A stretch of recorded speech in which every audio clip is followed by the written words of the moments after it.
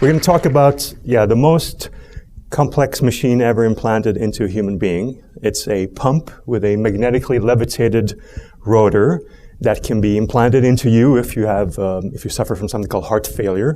It can pump the entire bloodstream for you. Before I get into the technology and some of these very cool COMSOL simulations, I thought I need to give you a little bit of a background of what motivates us at Abbott in spending time and effort in designing and building machines of this complexity. So here's the background. So cardiovascular disease is the leading global cause of death.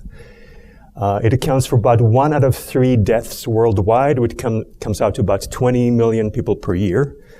A little closer to home here in the US, more than 800,000 Americans die from cardiovascular disease each year.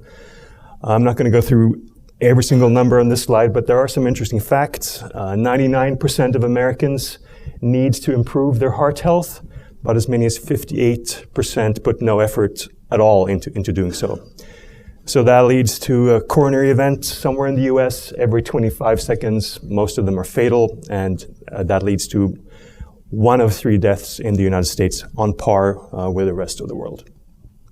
So what do we do about this? Well, on a personal level, of course, I want to assure you that you can go home, and if you follow these 5 steps, then none of the numbers to the left here will apply to you. So that's good. Problem is, of course, on a societal level. We already have millions of people who are already sick. We have millions more who will not follow my advice here and who will be sick or risk being sick in the future. So what do we do about this? So at Abbott, we kind of take the technological approach, and we try to address most of the different type of cardiovascular diseases there are with technology. So within my group at Abbott in particular, we are looking at a cardiovascular disease called heart failure. That's affecting more than 5 million people in the United States.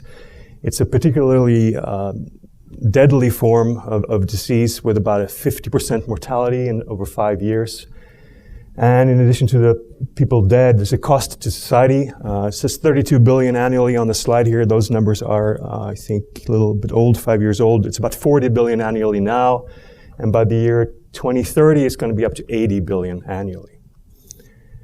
So what do we do about this? So heart failure happens when the heart can't pump enough blood and oxygen to the other organs. So the picture in the center is a healthy heart with a nice, strong muscle, particularly around the left ventricle. Let's see if I can point to that. This is the left ventricle. This is a heart with heart failure, a weak muscle that can no longer pump the blood to the rest of your body. A little bit of a, high school biology class reminder, your heart has 4 chambers. 2 of them are on the right. It's called the right atrium and the right ventricle. And by the way, it's always shown on the left side because pictures are always shown from the front side of the patient. Then you have the left atrium and the left ventricle. Now, the right-hand side of your heart only pumps blood to your lungs and back. That's a lot easier job than the left side of your heart, which has to pump blood to everywhere else in your body, your brain, your organs, your arms, your legs. So usually when people have heart failure, it's the left-hand side of their heart that has a problem. So what do we do about this? So a couple of decades ago, someone had an idea. Let's create this device. We're going to call it an LVAD. It stands for Left Ventricular Assist Device. It's going to take blood from the left ventricle, and we're going to pump it directly into the ascending aorta. So it's going to replace the patient's left heart function. 2 decades ago, this was, I guess, what you would call an experimental device. The first commercially successful device that did this is the one pictured here. It's called HeartMate 2. It's been available in the market for, I think, about 7 or 8 years. It's a life-sustaining device. It can pump the entire human bloodstream. It was successful because it overcame several technological hurdles. These devices, they are using a significant amount of power, which is different than most implants. You may think of things like, cochlear implants that go in your ear, pacemaker, spinal cord stimulators, things like that. They're only using typically microwatts of power. This is pumping your entire bloodstream, so it has to use, 10 watts of power. Which is quite a bit. At the same time, it has to be small to fit in your chest. The HeartMate 2 is just a little bit bigger than your thumb and has to be bio and hemo compatible. HeartMate 2 kind of solved all those problems, and it's a very good device. At the same time, it does have a few problems that can sometimes occur. For example, it has mechanical bearings that's holding up the rotor, and the geometry is such that in some small percentage of patients, but non-negligible, you can get clotting inside of the rotor. We call it pump thrombosis. If that builds too much, that can obviously prevent the pump from operating. So to fix that problem, we developed a next generation pump, which is the HeartMate 3. And that is the most complex machine ever implanted into a human being. It contains an electric motor, contains magnetic bearings that's levitating a rotor inside. It also contains sensors and various electronics, including CPU, motor control, and communications. The HeartMate 3 is not alone in doing the work here. It is the only part that's inside of the human body. It's number 1 on this picture. But there is also, there are batteries. The power comes from the batteries, which goes through cables. We call this a percutaneous cable, which goes through the patient's skin and into the LVAD. There's also this part here called the controller. It's called controller for historical reasons. These days, all the control is actually right on the LVAD itself. So what this is, it's a patient interface device. It has buttons the patient can push and get some information about how their device is doing. It also has some emergency batteries inside. All of these devices are life-sustaining, and we need to be very confident in their function, and we simulate all of them. So this slide says that we, but when I say we on the slide, is the royal we, so it's really my own thought about how I use COMSOL every day. I think of COMSOL as kind of a modern engineer's pocket calculator that I go for just about any problem there is. So sometimes I build a model in 10 or 15 minutes. I use it for the rest of the week, and that's it. Sometimes I create a model that takes the whole week to create, maybe 2 weeks to create, and I use it for a couple of years. And it goes into just about every aspect of product development. I use COMSOL a lot for feasibility and design. I use it for when we develop prototypes, when we develop tests. You'll see some examples of that soon. Obviously analyzing the results from those tests. Occasionally, I've done some simulations for our manufacturing engineers that help them out when they're building products. And of course, when we get products back from the field to do the analysis there, COMSOL is very helpful as well. The one error that's missing here is, if COMSOL could generate ideas just kind of by itself, that would be really great. So Svante, please work on that. And if you do that, I guess that would not be COMSOL 5.5, it would be COMSOL 6.0, and you could finally change the first number there on the version. All right, so let's do some examples. I think a good place to start is heat transfer examples. No matter what we are developing, for us, heat is always an issue that you need to look at. So this is a thermal model of a controller, and we're answering the question, how hot does the skin get close to the controller? This is a bioheat model. You can see down here in the cross-section we have skin, fat, muscle, and visceral layers. It's a model that has long-distance blood cooling, and it also has kind of a custom has convective cooling here on the clothing layer with a custom heat transfer coefficient. This particular case, I don't know what the patient is really thinking. He's wearing his controller directly on his skin. Personally, I think that would be a bit uncomfortable, but we need to support that and make sure that this doesn't get too hot for the patient. Unlike your phone or maybe your laptop, if you put that on your lap and you feel, oh, it's getting too hot, you can just take that off. Patient has to wear this 24/7, so he can't get too hot. In addition to looking at the skin temperature, we of course look at the temperature inside the device itself, the battery and the electronics temperatures, make sure those are okay. We look at things like hysteresis during a charge-discharge cycle and make sure the thermistors inside the model are closely enough tracking the true temperature of the battery cells. And we also look at things like catastrophic battery failures. You may have seen crazy videos on YouTube with people's cell phones igniting on airplanes and hoverboards and stuff like that. Our batteries are more reliable than that, but just in case we do actually simulate a catastrophic battery failure. And we put in things like thermal compartments in here that would ensure that the device will keep working long enough for patients to swap it out. Another thermal model. This answers the question, how hot does the tissue get next to the implant? So this is on the inside of the human body, and here's an example where we're analyzing some published data in a new way. So this is not an experiment that we did. This is published in a paper. It's actually a very famous experiment done at the Cleveland Clinic. And they implanted these kind of hockey puck-shaped devices with a little heater in them, and they try to figure out what is the thermal conductivity of tissue, live tissue. And they came up with some numbers, and now with COMSOL, we're kind of reverse engineering their experiment from, 20 years ago or so, and we're actually modifying their numbers a little bit, getting them slightly more accurate than what they had. On your right here, this is a simulation of a bench test. This is a HeartMate 3 that we put in a water bath. Don't tell anyone this, but I think this is kind of a stupid test, but because the human body contains, yes, it contains mostly water, but how does a water bath compare to the human body? You get convection in the water and all kinds of things. But nevertheless, it's an established test, so we do it, and it does actually serve some purpose, a really good one, and that is to validate the numerical model. We compare the bench test to the numerical model and make sure they agree. This particular model was actually quite interesting. We ran COMSOL, and we always got a 0.4 degree error compared to the bench test, and we were wondering, oh, why is this? Finally, someone thought to look at some photographs of how they do the bench test, and it turns out they're taping the thermocouples onto the device.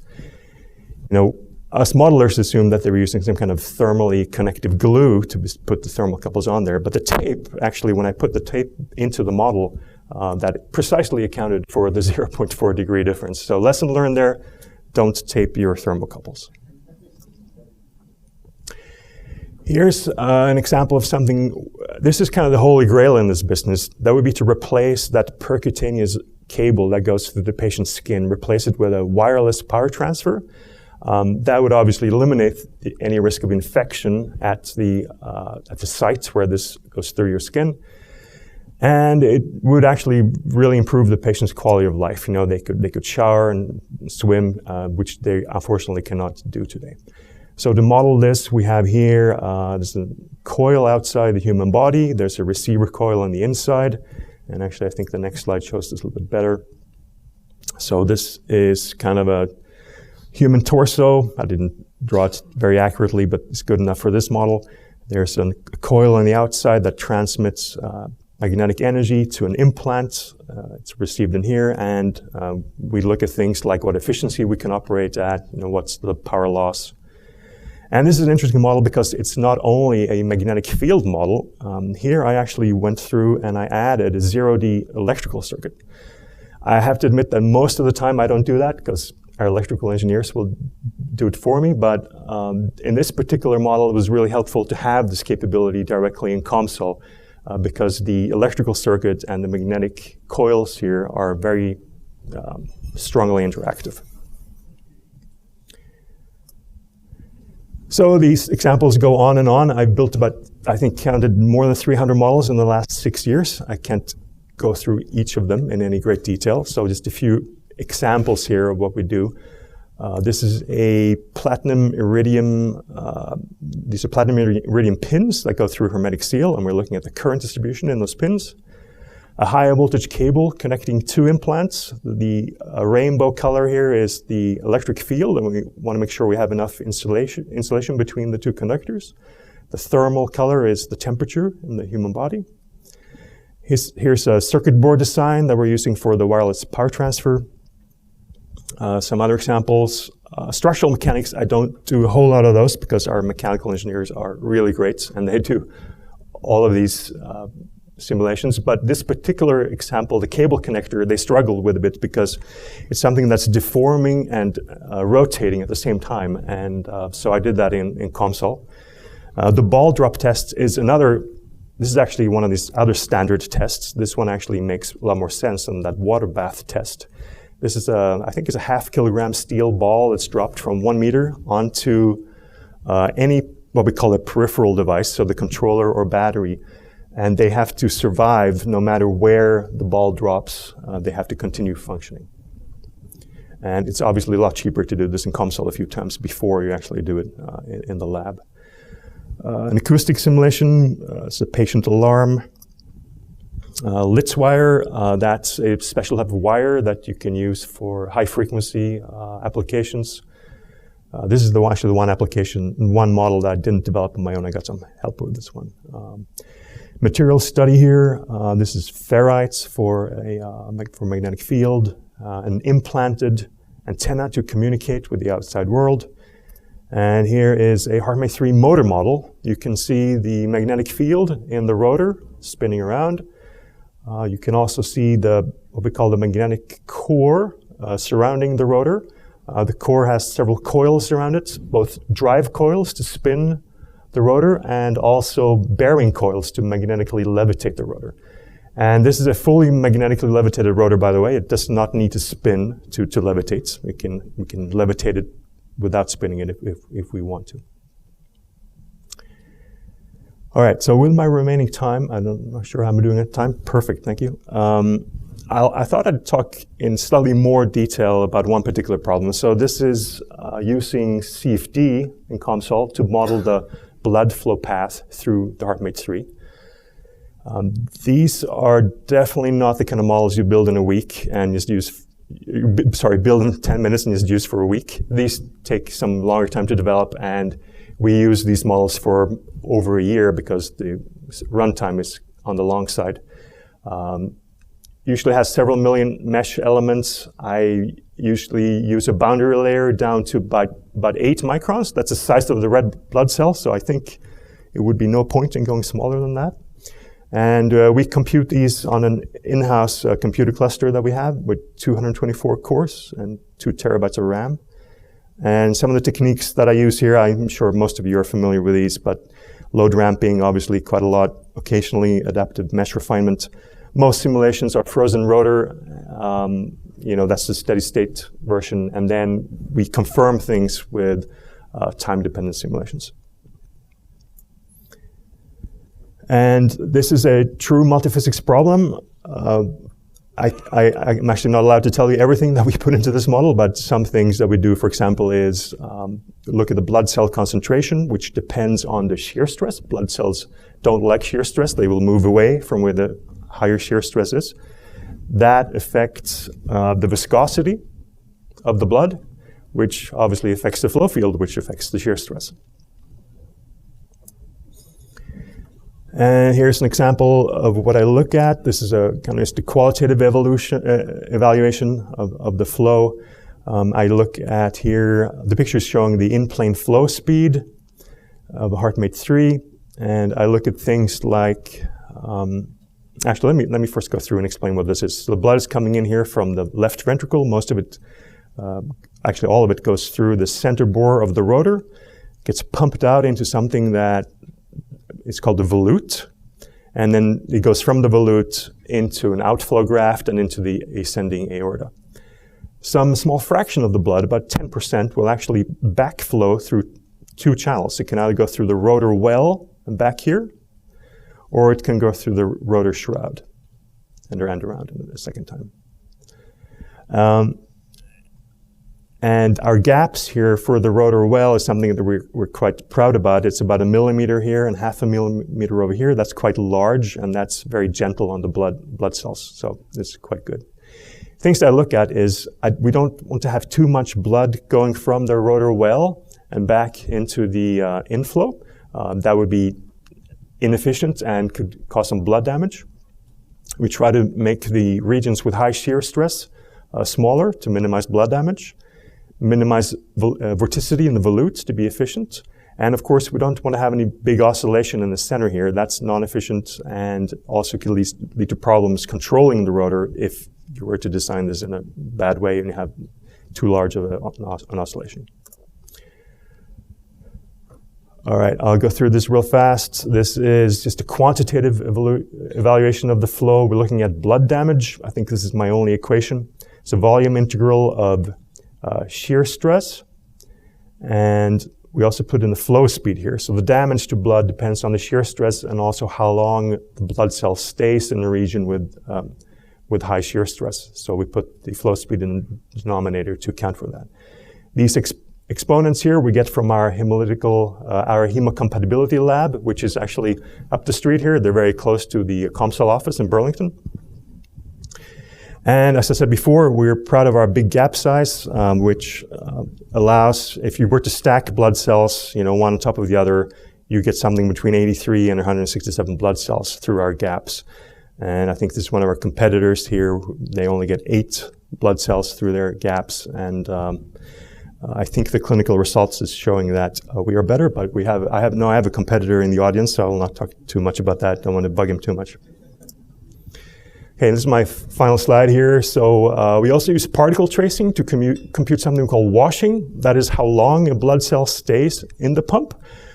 We thought at first we needed to use like thousands of particles to figure this out, to count how many particles leave by a certain time. But then we realized that was dumb. All you need to do is put in something like 50 particles, sort their escape time like this, and then you can kind of approximate when the particles will leave. All right, so in summary, I've been using COMSOL for about 6 years, 9 months. I lost track, it's about 219. That was a previous talk a couple of years ago. So more than 300 models. I worked on dozens of products and prototypes, and in some parts, I hope I have helped, and COMSOL, I guess, I've helped, saving 35,000 lives.